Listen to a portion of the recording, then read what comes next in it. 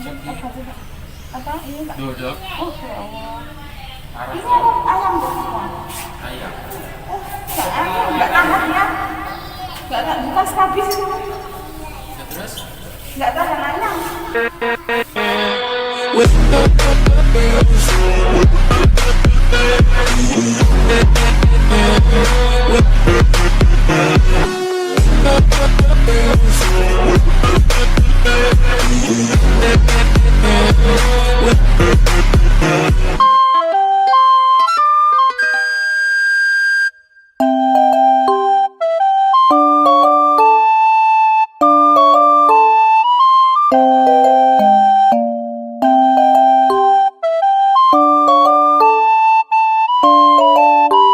Saya akan bahas tentang bagaimana mengenali karakteristik dari binatang-binatang peliharaan kita, tentang sifat-sifatnya dan kebiasaan-kebiasaan yang mereka sukai.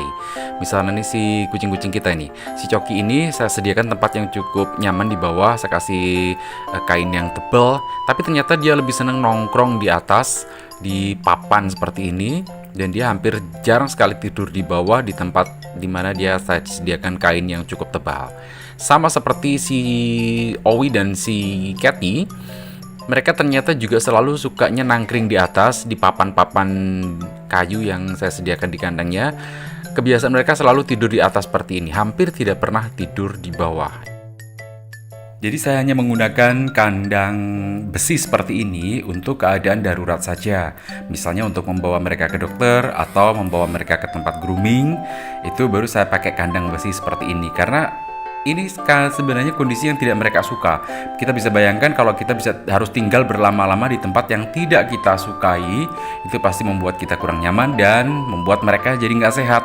Jadi saya mau lebih memilih tempat yang lebih bagus untuk mereka.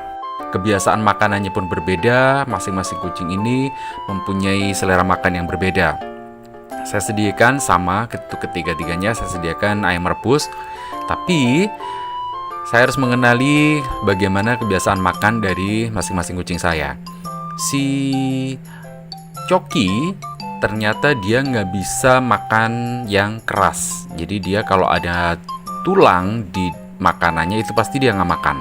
Padahal tulang itu tetap dibutuhkan untuk kebutuhan kalsium dia.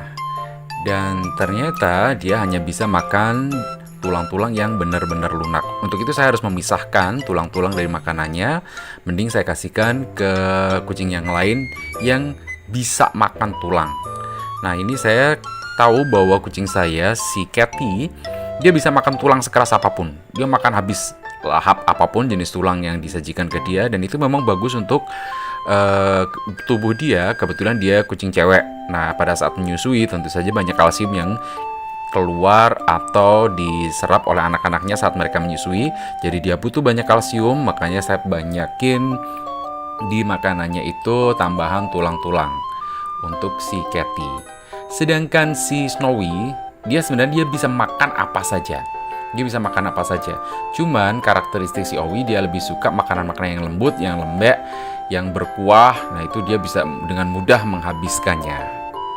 3 jenis karakter yang berbeda dari binatang peliharaan kita yang sama, yaitu kucing. Nah, ini kita kasih makan sesuai dengan selera mereka.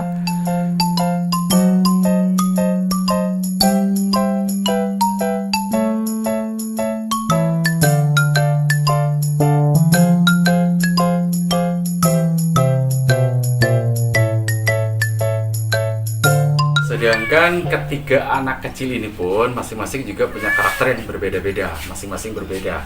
Ini si Laya, ini anaknya lincah banget, dia kemana-mana, selalu naik-naik, sukanya loncat-loncat. Nah, ini dia cenderung lebih suka tidur, menghabiskan waktunya banyak makan dan tidur. Sedangkan si Rico ini karakteristiknya dia cenderung pendiam, menyendiri, dan lebih banyak bersembunyi di sudut kandang, sehingga kita juga harus memperhatikan perilaku mereka masing-masing. Ketiga anak kecil ini mempunyai perilaku yang berbeda-beda pula. Jadi kita harus tahu bagaimana karakteristik dari anak-anak kita.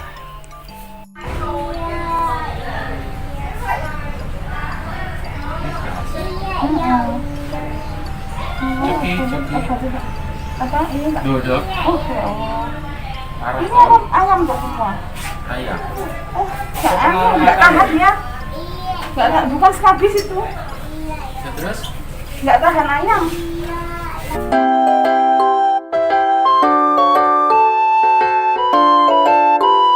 Dan di sini ada dokter juga yang biasa merawat anak-anak saya. Nah, sekalian saya mau kasih infonya nih karena juga saya belum kurang paham. Si dokter juga, ini kan kadang-kadang kucing suka sakit. Nah, kita nggak ngerti kira-kira pertanda apa atau gejala apa yang bisa kita amati untuk supaya kita tahu bahwa kucing ini sebenarnya kurang sehat. Sebenarnya untuk binatang apa aja tuh yang ciri mendasar kalau sakit ya, kalau sakit tuh ciri mendasarnya nggak mau makan, nafsu makannya berkurang. Jadi dia ada sesuatu nih sebetulnya. Ada dua indikasi, pertama karena sakit, yang kedua karena stres.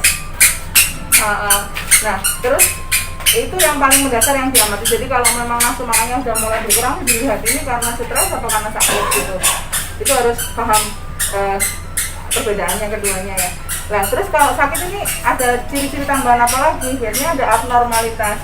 Abnormalitas itu biasanya kalau dia tidak melakukan hal-hal yang biasa dia lakukan. Yang lazim dia lakukan, dia nggak mulai nggak seperti itu. Misalnya dia nggak pipis atau nggak BAB. Gitu juga. Meskipun karena mungkin makannya sedikit ya, jadi BAB-nya juga. Iya, otomatis berarti dia dilihat itu. Terus nanti dari BAB-nya kita lihat ada kelainan atau enggak cair. Kalau yang bagus kan kalau kotoran berbentuk ya, keras, padat, berbentuk gitu. Nah, kalau dia mulai ada gejala aneh-aneh itu biasanya yang lebih lembek, terus bau atau mungkin cair atau warnanya berubah. Yang paling bahaya tuh kalau warnanya kecoklatan atau mungkin ada bercak darahnya gitu itu bahaya lagi. Itu harus segera ditangani dokter ya, kita Iya, nggak bisa melakukannya ya. Terus ada lagi yang disertai muntah. Muntah. Tapi biasanya kucing-kucing saya seringkali muntah itu berupa gumpalan bulu itu, nggak apa-apa kalau itu? Kalau muntah bulu itu rutin ya dia biasanya.